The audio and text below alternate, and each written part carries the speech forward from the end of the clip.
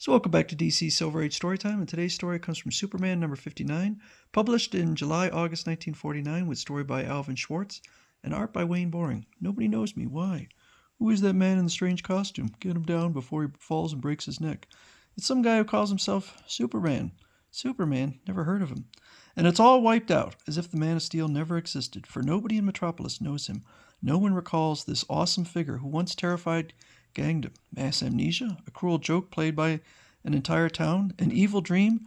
That's what the man of tomorrow has to solve when he suddenly finds himself in the city that forgot Superman. It seems just a quiet, uneventful day as Superman returns to Metropolis from a fruitless mission. That arson investigation I was called in on was a false alarm, but something is sure to be doing in Metropolis. There usually is. Presently, sure enough, a gun battle. And so the Man of Steel hurtles down into the fray, as he has done so often in the past. Don't waste your bullets. You know they can't harm me. An acrobat in a crazy costume. He's batty if he thinks lead can't hurt him. What's the idea of butting in? They were all ready to give up. Just thought I'd prevent anybody from getting hurt. I'll tie them into a neat package with this wire. But does the policeman appreciate Superman's help? Interfering with the law. I got a good mind to give you a ticket. What's your name? Stop your kidding, officer. You know I'm Superman. Never heard of you. First name or last name? Any initials? None of you ever heard of me? How long have you been on the force? 20 years this June, and I don't know any Superman. How does this guy in the winter underwear do this flying stunt, Mac? He must have hypnotized us. We're just dreaming this. Let's go see the chief. He'll clear this up. But at the office of the chief of police, after the gang has been jailed. We'll dismiss the charge this time, Mr. Man, but don't advertise your soup this way again. Soup? Mr. Man, this is carrying a joke too far, Chief. You know my name is Superman. I don't know any such thing, Mr. Whatever your name is, but I'm warning you. Get out of that peculiar suit and don't interfere with the police. What's happened? Has the force gone crazy? Kindly observe that Superman is puzzled, but still good-natured. But when he flashes over to the Daily Planet, however... No, I don't know who you are, and I don't want to know. I'm trying to run a newspaper, not a circus booking office. But Perry, temper, Perry, control yourself. A crank, I tell you, climbed in through the window. Tell Perry White who I am, Lois. You look sort of cute in that uniform, but I'm afraid that's all I know about you. Throw that clown out of here. Throw that clown out. Now, where's Clark Kent? Never around. Yes, Mr. White. I'll try to find Clark. Look, Super, you've driven his blood pressure up. Why don't you go back where you came from, wherever that is? The whole thing must be a gag, of course. April Fool's Day. No, the date is April 10th. Suddenly the whole thing becomes clear to the Man of Steel. Why didn't I think of this before? As Clark Kent, I'm sure to be let in on the joke. They're all playing on Superman. But when he questions Lois, come on, Lois, you could tell me. Spoof. Don't ever nudge me again when I'm drinking. Nobody's playing any jokes on anybody. I don't know this character who calls himself Superman, and I don't care to. Now let's forget all about it. Forget about it? That's the answer. They've all somehow forgotten Superman. If I show them the stories Lois and I have written on his feats in the past, I can make them remember Superman again. Swiftly, Clark checks his recent scoops. What? Not a word about Superman capturing them. The same in all the issues. There isn't one mention of Superman in any story Lois and I did about him. But that isn't possible. I know we wrote them. Hey, look, what you did to my files. A quick change of garb and a completely baffled Man of Tomorrow sets out to learn what happened to the past. Let's see what I can find in the microfilm records at the library. Presently in the library vaults. Am I going crazy? There should be hundreds of records of Superman's accomplishments, and not one is here. Does that mean I never existed? It's a dream. It must be. I'll pinch myself and see. Ouch! This is really happening. Of course it is, Muscle Brain. Do you think I'd let you dream a joke as funny as this? You. A penetrating observation. Yes, Mr. Mxyztplk at your disservice. So now you know, Mr. Mxyztplk, that impish fellow from the fifth dimension is back for another visit. With his spectacular powers and zany sense of humor, that means only one thing, a super headache for his favorite super victim. And as you may recall, the only way Mr. Mxyztplk can return to his own world is to pronounce his own name backwards. Then it was you who yourself. Stop sputtering. Yes, I pulled this gag on you, made all Metropolis forget who you are, and removed your name from every record of your achievements. Ain't it a laugh? You can't get away with it, Mr. Mxyztplk. I'll make Metropolis remember me. I'll prove I exist. Let's see you do it, chum. Don't forget, I'll be around to help you out. That little fiend. Where am I going to find proof that I existed? He's changed every single record of... Just a second. I think I missed one place. Triangle and circle. Trilon and perisphere. The trademark of the World's Fair of 1939. A newsreel of my feats was buried in the time capsule there. Really? How long has he been around? Comet Swift, the man of tomorrow, speeds to the site of the world of tomorrow, once known as the World's Fair. My guess is that Mr. Mxyztplk forgot something himself. The time capsule was buried here 10 years ago. Here's hoping. A steel strong fist carefully plunges through the impervious sheath of the historic but forgotten repository. I was right. This newsreel shows me in action. I'll repair the time capsule and then invite a few key people to a private movie showing. Presently at the mayor's office. And this old newsreel made in 1939 will help you remember who I am. All right, we'll humor you. Start the film. What? Mr. Mxyztplk must be around. He changed this film too. Very cute. Picture of you as a baby. You undersized monster. You've created enough trouble here. I'm going to send you back.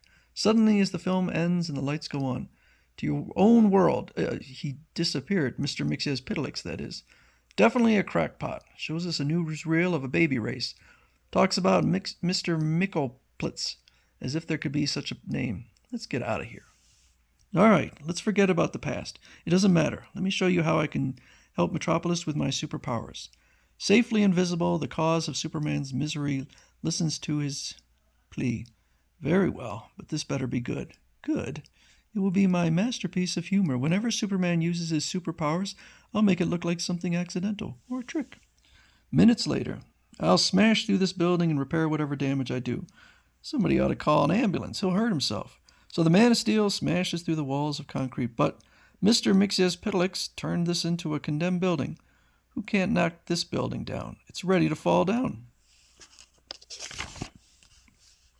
As the ground trembles under the crashing impact, that big window has been loosened. I've got to stop it to prevent injury to the people below. And I'll also show these amnesia victims how I can travel through the air. That ought to convince them of my superpowers. But this is how Mr. Mxyztplk has arranged to have the Man of Steel look from below. Wise guy, he's got big springs on his feet and jet tubes on his back. Deftly, Superman catches the massive sheet of heavy glass. And as he brings the transparent pane groundward, Mr. Mxyztplk plays a simple trick of human vision so that the window seems invisible. What's he doing up there? Making believe he's struggling with something heavy. He's a complete phony.